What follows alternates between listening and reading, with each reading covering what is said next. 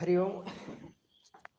ബലിയിട്ടതിന് ശേഷം അമ്പലത്തിൽ കയറാമോ ഇല്ലയോ എന്നുള്ളതല്ല നമ്മുടെ ചടങ്ങുമായി ബന്ധപ്പെട്ടാണ്.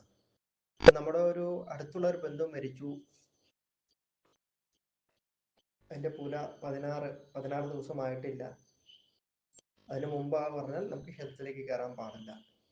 16 കഴിഞ്ഞ് ഏതൊരാൾക്കും ക്ഷേത്രത്തിലേക്ക് കയറാമെന്നാണ് രീതി. 16 അടിയന്തരം കഴിഞ്ഞു. 16 അടിയന്തരം കഴിഞ്ഞു കഴിഞ്ഞാൽ പിന്നെ ക്ഷേത്രത്തിലേക്ക് കയറുന്നതിന് വിരോധമല്ല. എല്ലാ സങ്കല്പവും നമുക്കൊരു ക്ഷേത്രത്തിലേക്ക് കയറുന്നതും കയറാതിരിക്കുന്നതും ഒക്കെ സങ്കല്പങ്ങളൊക്കെ നമുക്ക് ക്ഷേത്രത്തിൽ കയറുമ്പോൾ പൂർണ്ണ വിശ്വാസം ഉണ്ടോ ഇല്ലെന്നനുസരിച്ചിട്ടാണ്. നമ്മളൊരു ക്ഷേത്രത്തിൽ കയറി, ആ ക്ഷേത്രത്തിൽ കയറുമ്പോഴും നമ്മുടെ തൊട്ടടുത്ത ബന്ധുക്കളെ, തൊലിയുള്ളതായ ബന്ധുക്കളെ, സഹോദരന്മാരാവാം, അച്ഛനാവാം, അമ്മയാവാം, മുത്തശ്ശിയാവാം, തൊട്ട് നമുക്ക് റിലേഷൻ എത്രത്തോളം അടുത്ത് നിൽക്കുന്നോ അത്രത്തോളം അവരുടെ 16 ദിവസത്തോളം അവരുടെ ചിന്തകളും മറ്റുമായിരിക്കും നമ്മുടെ മനസ്സിലുണ്ടാവാം.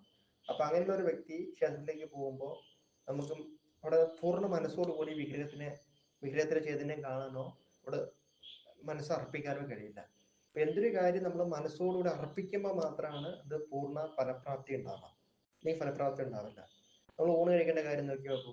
നമുക്ക് വിശക്കണേ ഇല്ല, വിശക്കാതെ ഒരാൾ നിർബന്ധിച്ച് ഭക്ഷണം കഴിക്കാൻ പറയുകയാണെങ്കിൽ നമുക്കത് രുചി ഉണ്ടാവില്ല, അതൊരു സുഖവും തോന്നില്ല. നന്നായി വിശക്കുന്ന ഒരു അവസ്ഥയിൽ ഒരാൾ ഭക്ഷണം കഴിക്കാൻ ഇടവരുമ്പോൾ നമുക്ക് വളരെ സന്തോഷം ഉണ്ടാവും. കാരണം അവിടെ വിശപ്പ് അവിടെ ഉണ്ട്. നമുക്ക് പൊതുവെ നമ്മൾ തണുത്ത് വിറച്ചിരിക്കുന്ന സമയത്ത് ഒരാൾ ഫാനിടെ അല്ലെങ്കിൽ AC ഓണാക്കുക അല്ലെങ്കിൽ വീശിത്തരൊക്കെ ചെയ്യുമ്പോൾ നമുക്കൊരു അസ്വസ്ഥതയാണ്. നേരെ മറിച്ച് നമ്മൾ വിയർത്തിരിക്കുകയാണ്, ഒരു എങ്ങനെയാണ് പറയാന്ന് പറയുമ്പോഴേക്കും ഒരാൾ ഫാനൊക്കെ ഇട്ട് തന്നാൽ നമുക്ക് വളരെ ആശ്വാസമാണ് ആ സമയത്ത്. അതുപോലെ തന്നെ പൂർണ്ണ മനസ്സോട് കൂടിയിട്ടുള്ള സന്ദർഭത്തിൽ മാത്രമാണ് ക്ഷേത്ര ദർശനം ചെയ്യുമ്പോൾ ഫലപ്രാപ്തി ഉണ്ടാവുക. നമുക്ക് സന്തോഷത്തിന്റെയും ഉദ്ദേശകാര്യത്തിന്റെയും നിഷ്കാമഭാവത്തോടുള്ള ഭക്തിയുടെ ഫലമൊക്കെ കിട്ടുന്നത് പൂർണ്ണ മനസ്സോടുകൂടി നമ്മൾ എന്തിനാണോ കാണുന്നത് അതേ ലക്ഷ്യത്തോടു കൂടി അവിടേക്ക് പോയി വിഗ്രഹ ചൈതന്യത്തിനെ മനസ്സിലേക്ക് ആവാഹിക്കുന്ന ആ നിമിഷത്തിലാണ് നമുക്ക് മനസ്സിനൊരു ആനന്ദം കിട്ടുക. 16 കഴിയാതെ ഒരാൾ പോകുമ്പോൾ അടുത്ത ബന്ധുക്കളാണെങ്കിൽ നമുക്ക് അതിനോട് കൂടുതൽ ചിന്തകൾ തോന്നും. അവരുടെ ചിന്തകൾ തന്നെയായിരിക്കും മനസ്സിലുണ്ടാവാം. അങ്ങനെയുള്ള സാഹചര്യത്തിൽ നമ്മൾ അവിടെ പോയി ബലിയിടെ ഇല്ലെങ്കിൽ നമ്മൾ അവിടെ പോയി തൊഴുകയൊക്കെ ചെയ്യുമ്പോൾ നമുക്ക് ബുദ്ധിമുട്ടാവും. 16 കഴിഞ്ഞു, ശാർദം കഴിഞ്ഞു, അങ്ങനെ 16 കഴിഞ്ഞ് ഏതൊരാൾക്കും അല്ലെങ്കിൽ ആ വ്യക്തിയുമായി അടുത്ത ബന്ധമില്ല, ആ വ്യക്തിയുമായി മനസ്സിന് ബന്ധമില്ലെങ്കിൽ ഏതൊരു വ്യക്തിക്കും ബലിയിട്ടതിന് ശേഷം അമ്പലത്തേക്ക് പോവാം. അമ്പലത്തേക്ക് പോകുന്നതുകൊണ്ട് തെറ്റൊന്നുമില്ല. അങ്ങനെയാണ് എനിക്ക് പറയാനുള്ളത്. ഒരു സന്ദർഭത്തിൽ ഈറിനെടുത്തോ കുളിച്ചിട്ടോ ഒക്കെ പോകണം. നമ്മൾ കുളിച്ചിട്ടാണല്ലോ പോണത്. ബലിയിട്ടതിന് ശേഷം തലയൊക്കെ ബലിയിടുന്നതിന് മുമ്പ് നമ്മൾ പോകുന്നു, ബലിയിടുന്നത് കഴിഞ്ഞു, ബലിയിട്ട് ചടങ്ങുകളൊക്കെ കഴിഞ്ഞു കുളിച്ചു എന്നതിന് ശേഷമാണ് ക്ഷേത്രത്തിലേക്ക് പോകുന്നത്. അപ്പോൾ അതുകൊണ്ട് തെറ്റൊന്നുമില്ല. പിതൃക്കൾക്ക് ബലിയിടുന്ന സമയത്ത് പിതൃക്കളുടെ സ്മരണ അവിടെ ഉണ്ടാവണം. പൂർണ്ണ സ്മരണ പിതൃക്കളുടെ മേലിലായിരിക്കണം ഉണ്ടാവേണ്ടത്. ക്ഷേത്രത്തിലേക്ക് കയറുന്ന സമയത്ത് പൂർണ്ണ ശ്രദ്ധ ക്ഷേത്രത്തിലേക്കായിരിക്കണം. ക്ഷേത്രത്തിലേക്ക് കയറുന്ന സമയത്ത് പിതൃക്കളുടെ ഓർമ്മയോ പിതൃപൂജ ചെയ്യുന്ന സമയത്ത് ദൈവങ്ങളുടെ ഓർമ്മ ഉണ്ടാവാൻ പാടില്ല. രണ്ടിനും രണ്ടിതാണ്. പിതൃക്കൾക്ക് സമയത്ത് പിതൃക്കളുടേതായ പൂർവികന്മാരുടേതായ ചിന്തകൾ മാത്രമാണ് അവിടെ ഉണ്ടാവാൻ പാടുള്ളൂ. അപ്പൊ അങ്ങനെ ഒരു ഇതുണ്ട്. അപ്പൊ ബലിയിട്ടതിന് ശേഷം കയറണോ വേണ്ടെന്നുള്ളത് എത്രത്തോളം ക്ലോസ് റിലേറ്റീവ് ആണെന്നനുസരിച്ചിട്ടാണ് ഉണ്ടാവുക. അടുത്ത ബന്ധുവാണ് നമ്മുടെ മനസ്സിൽ നിന്ന് അവരുടെ ചിന്ത പോണേയില്ലെങ്കിൽ 16 എന്നല്ല, ഇപ്പൊ തമിഴ്നാടും കേരളം വിട്ടു കഴിഞ്ഞാൽ തമിഴ്നാട് വേറെ സ്ഥലങ്ങളിലൊക്കെ ഒരു വർഷം വരെ അമ്പലത്തിൽ കയറാൻ പാടില്ല എന്ന് പറയാറുണ്ട്. ഓരോരോ സമുദായത്തിന്റെയും ജാതിയും മതത്തിന്റെയും ഒക്കെ ഒരു കൺസെപ്റ്റ് അനുസരിച്ച് ഓരോ സ്ഥലങ്ങളിലും മാറും. പിന്നെ ഓരോരുത്തരുടെ മനോവികാരം അനുസരിച്ച് മാറും.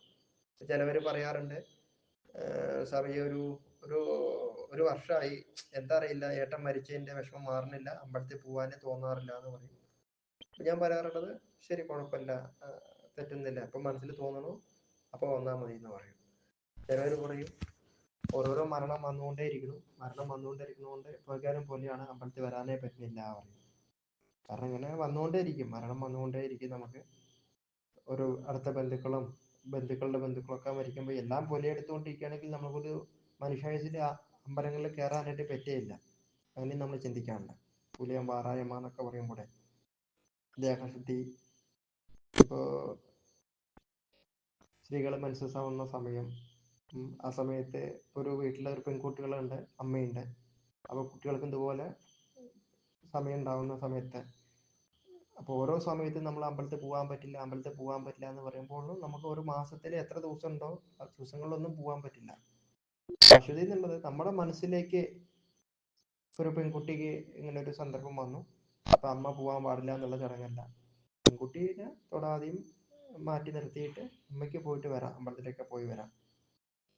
അല്ലെങ്കിൽ ചടങ്ങുകൾ വന്നുകൊണ്ടേയിരിക്കുമ്പോൾ ഓരോരോ സന്ദർഭത്തിലും നമ്മളിങ്ങനെ പോകാനുള്ള ആഗ്രഹം തീവ്രയിച്ചുണ്ട്, പോകാൻ പറ്റുന്നില്ല എന്ന് പറയുമ്പോൾ അതൊരു വിഷമമുള്ള സാഹചര്യമാണ്. പക്ഷെ അതിലേക്ക് പോകാം എന്നുള്ള പൂർണ്ണ മനസ്സുണ്ട്, പൂർണ്ണ മനസ്സ് അവിടേക്ക് ഉണ്ട്. ഇന്ന സന്ദർഭം വെച്ചാൽ പോകാൻ പറ്റുമോ ഇല്ല എന്നുള്ളതിനൊന്നും പ്രസക്തിയില്ല ഓരോ കാര്യങ്ങളിലെ. അമ്മ കഴിക്കണോ, അമ്മ ഭക്ഷണം കുട്ടി ഭക്ഷണം കഴിക്കണില്ല, അമ്മയ്ക്ക് നല്ല വിശപ്പാണ് പറഞ്ഞാൽ കുട്ടിക്ക് വേണ്ടി ത്യാഗം ചെയ്ത് കഴിഞ്ഞാൽ അമ്മയ്ക്ക് ബുദ്ധിമുട്ടാണ്.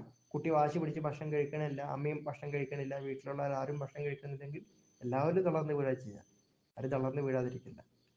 മറ്റുള്ളവരുടെ ക്ഷേമത്തിനും ഐശ്വര്യത്തിനും എല്ലാത്തിനും വേണ്ടിയിട്ട് ആ കുടുംബത്തിലെ വേറെ ആരെങ്കിലൊക്കെ ക്ഷേത്രത്തിലേക്ക് പോകണു പറഞ്ഞാൽ അതിൽ തെറ്റായിട്ടൊന്നും പറയാൻ പറ്റില്ല. പുലിയും പാലായ്മയും ഒക്കെ എല്ലാം ഉള്ളത് അവരവരുടെ മനസ്സിന്റെ ഇതനുസരിച്ചിട്ടാണ്, മനസ്സിന്റെ നിലനിൽപ്പ് അനുസരിച്ചിട്ട്. ഏതൊരു കർമ്മവും ചെയ്യുമ്പോൾ അതിലേക്ക് പൂർണ്ണ ശ്രദ്ധ കൊടുക്കണം.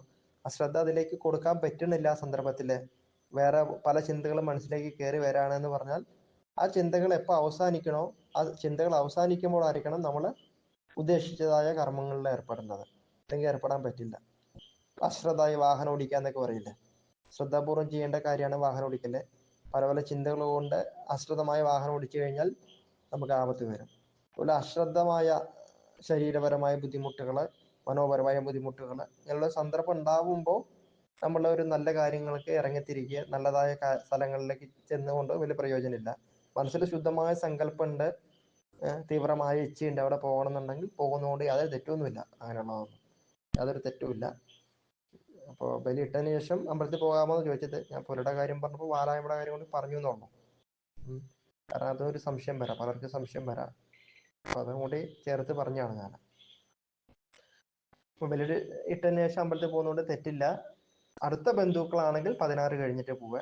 അടുത്ത ബന്ധുക്കളല്ല, കുറച്ച് അകന്ന ബന്ധുക്കളാണ്, അതുപോലെ മരിച്ചിട്ട് 16 കഴിഞ്ഞിട്ട് കുറേ ആയി, 16 അടിയന്തരമൊക്കെ കഴിഞ്ഞ് കുറെ കാലങ്ങളായി, അച്ഛനോ അമ്മയോ ആയിക്കോട്ടെ, അപ്പൊ അമ്പലത്തിൽ പോകണോണ്ട് തെറ്റൊന്നുമില്ല. കാരണം നമ്മൾ ഉദ്ദേശിച്ചത് ഇങ്ങനെയാണ്, നമ്മൾ കയറുന്ന സമയത്ത് ആ വിഗ്രഹത്തിലെ ചൈതന്യവുമായിട്ട് നമുക്ക് താതാത്മ്യം പ്രാപിക്കാൻ പറ്റണില്ലെങ്കിൽ അവിടെ പോയതുകൊണ്ട് പ്രയോജനമില്ല. ഇപ്പോൾ 16 കഴിഞ്ഞു, കാരണം ഒരാഴ്ച കഴിഞ്ഞാൽ തന്നെ മറക്കും, നമ്മൾ ഒരു മരണ സമയത്തുള്ള വ്യക്തിയെക്കുറിച്ച് മറക്കും, പിന്നെ 2 ആഴ്ച കൊണ്ട് വീണ്ടും മറക്കും. ഒരു 15ഒക്കെയാണ് കണക്ക്, 15 3 ആഴ്ച കൊണ്ടൊക്കെ, 3 ഇതുകൊണ്ടൊക്കെ നമ്മൾ മറന്നുപോയി. പിന്നെ 16-ാം ദിവസം എന്ന് പറഞ്ഞാൽ എല്ലാം കഴിഞ്ഞു, നമ്മൾ മരണത്തിന്റെ കുറിച്ച് ചിന്തകളൊക്കെ ആയിട്ട് പുതിയ പുതിയ പരിസ്ഥിതിയുമായിട്ട് ചേർന്ന് പോകേണ്ട സമയമായി. ഓരോ സ്ഥലങ്ങളില്ലേ, ഇപ്പൊ തമിഴ്നാട്ടിൽ ഞാൻ ആദ്യം പറഞ്ഞ പോലെ 1 മാസം കഴിഞ്ഞിട്ട് അമ്പലത്തിൽ പോകുന്ന ആൾക്കാരുണ്ട്, അവർക്ക് 1 മാസം 3 മാസമൊക്കെ കണക്കുള്ളവരുണ്ട്.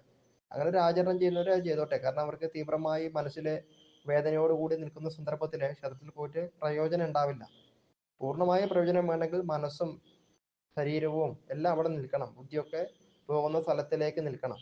അപ്പൊ അതിന് നമുക്ക് സാഹചര്യം ഉണ്ട്. അപ്പൊ ബലിയിട്ടതിന് ശേഷം നമുക്ക് പോകുന്നതുകൊണ്ട് ക്ഷേത്രത്തിൽ പോകുന്നു, ബലികർമ്മങ്ങളൊക്കെ ചെയ്തു, പൂർണ്ണ മനസ്സോടെ ബലികർമ്മങ്ങൾ ചെയ്തു, 16 കഴിഞ്ഞു. ക്ഷേത്രത്തിൽ പോകുമ്പോഴും നമുക്ക് ചൈതന്യത്തെ നോക്കിയിട്ട് തൊഴുകാൻ പറ്റുന്നുണ്ട്, പ്രാർത്ഥിക്കാൻ പറ്റുന്നുണ്ട്. ഇവിടെ അശ്രു പൊഴിക്കുന്നത് ദൈവത്തിന്റെ ചൈതന്യം അലങ്കാരങ്ങളും അവിടുത്തെ അന്തരീക്ഷവും കണ്ടിട്ടാണ് അശ്രു പൊഴിക്കേണ്ടത്. അമ്പലത്തിൽ വന്നിട്ട് മരണചടങ്ങിൻ്റെതായ അശ്രു ഇവിടെ പൊഴിക്കാൻ പാടില്ല. മരണചടങ്ങില് പിതൃ കർമ്മങ്ങൾ ചെയ്യുമ്പോൾ ദൈവികപരമായ കാര്യങ്ങളോടത്തും അശ്രു പൊഴിക്കാൻ പാടില്ല. രണ്ടിലും അശ്രു പൊഴിക്കേണ്ടത്, കണ്ണുനീര് പൊഴിക്കേണ്ടത് 2 സന്ദർഭങ്ങളിലാണ്. അപ്പൊ 2 സന്ദർഭങ്ങളിൽ 2ആയിട്ട് നമുക്ക് ചെയ്യാൻ പറ്റുന്നുണ്ട്. നമുക്ക് ആ സമയത്ത് ഡൈവേർട്ട് ചെയ്തിട്ട് നമുക്ക് ഇങ്ങനെ മനസ്സിന് ഒരു ഒതുക്കം വരുന്നുണ്ടെങ്കിൽ പോകുന്നതുകൊണ്ട് യാതൊരു തെറ്റുമില്ല. നമസ്കാരം. ഹരിയോ.